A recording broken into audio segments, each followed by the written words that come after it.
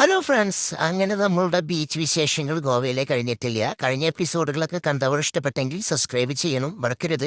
അങ്ങനെ നമ്മൾ ആലമ്പുഴ ബീച്ചിൽ നിന്നും ക്വാറിയം ബീച്ചിലേക്കാണ് പോകുന്നത്.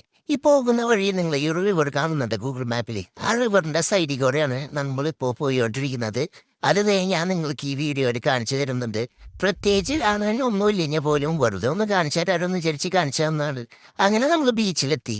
ഈ ബീച്ച് എന്ന് പറഞ്ഞു കഴിഞ്ഞാൽ പ്രത്യേകിച്ച് പറയത്തക്ക രീതിയിൽ വലിയ സംഭവങ്ങളൊന്നും ഇവിടെ ഇല്ല. പ്രത്യേകിച്ച് കാഴ്ചകളൊന്നും ഇല്ലാത്ത ഈ ബീച്ചിലേക്ക് എന്തിനാ വന്നതെന്ന് നിങ്ങൾക്ക് എന്തായാലും ഒരു സംശയമുണ്ടോ? ഇതില് വന്നത് വേറെ ഒന്നുമല്ല, ഗോവയിലുള്ള എല്ലാ ബീച്ചുകളും കണ്ടു തീർക്കാന്നുള്ളതാണ് നമ്മളുടെ ഈ ഒരു യാത്രയുടെ ലക്ഷ്യം. അങ്ങനെ വന്നാണ്.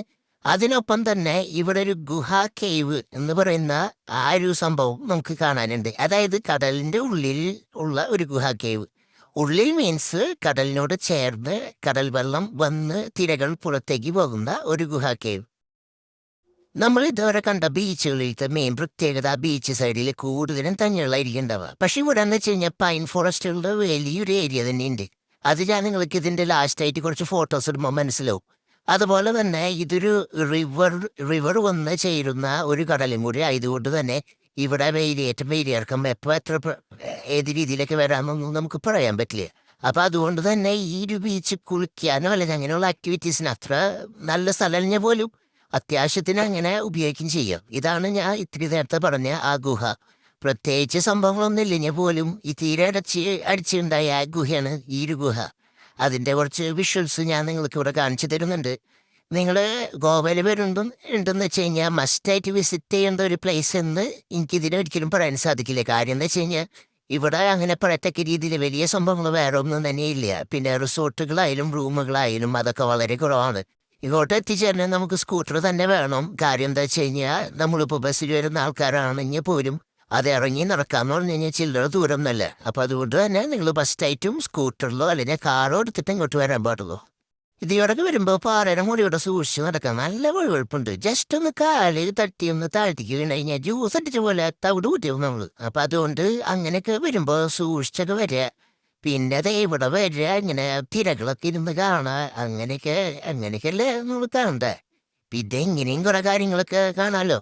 അപ്പോൾ നിങ്ങൾക്ക് ഈ വീഡിയോയിൽ കാണുന്ന ഈ ഒരു സംഭവം ഈ ഒരു സ്ഥലം മാത്രമാണ്. അധികം ഏരിയ ഉള്ള ഒരു ബീച്ചൊന്നല്ല ഈ ക്യോറിയൻ ബീച്ച്. അപ്പം അതുകൊണ്ട് തന്നെ അങ്ങനെ ഒരുപാട് സമയം ഉള്ള ആൾക്കാരാണെന്ന് വെച്ച് കഴിഞ്ഞാൽ ജസ്റ്റ് വന്ന് കുറച്ച് നേരം സ്പെൻഡ് ചെയ്യുക, അത്രയും മാത്രമേ ഇവിടെ നമുക്ക് ചെയ്യാനുള്ളൂ കേട്ടോ. ബീച്ചിന്റെ വലിപ്പം കൂടുന്നതിനനുസരിച്ച് കാണുന്ന കാഴ്ചയുടെയും വലിപ്പം കൂടി കൂടി വരുന്നതാണ് പ്രീവിയസ് ആയിട്ടുള്ള വീഡിയോസിലൊക്കെ നമ്മൾ കണ്ടത്. ഇത് ചെറിയ ബീച്ചായതുകൊണ്ട് കാണുന്ന കാഴ്ചയുടെ സുഖവും കുറച്ചും കൂടി കുറയാൻ ചാൻസ് ഉണ്ട്. അപ്പൊ ഇതൊക്കെയാണ് ക്യൂറിയം ബീച്ചിനെ കുറിച്ച് എനിക്ക് നിങ്ങളുടെ അടുത്ത് പറയാനുള്ളത്. അങ്ങനെ ചുമ്മാ ഇങ്ങനെ നമ്മൾ നടന്ന് നീങ്ങുമ്പോഴാണ് കുറച്ച് ആക്ടിവിറ്റീസ് കണ്ട. ഏത് ബോട്ട് ആക്ടിവിറ്റീസ്. പക്ഷെ ഈ ഒരു ബോട്ടിന്റെ പ്രത്യേകത ഗൈസ്, നിങ്ങളത് കണ്ടായിരുന്നോ? അതായത് ആ ബാക്കിലുള്ള ബലൂൺ പോലത്തെ സാധനം ഇങ്ങനെ വെറുതെ കാറ്റത്തോടെ ഇട്ട് പഴപ്പിക്കണ്ട ചേട്ടൻ. അതെന്തിനാണത്? അങ്ങനെ ഗൈസ്, നമുക്ക് ഈ ക്യൂറിയം ബീച്ച് അല്ലെങ്കിൽ കെറി ബീച്ചിൽ നിന്ന് നമുക്ക് വൈൻഡപ്പ് ചെയ്യാനുള്ള സമയമായി. നമ്മളങ്ങനെ മന്ദം മന്ദം ഇവിടുത്തെ വഴിധാരയിൽ കൂടി നടന്ന് നമ്മുടെ പാർക്കിംഗ് ഏരിയയിലേക്ക് പോവാണ്.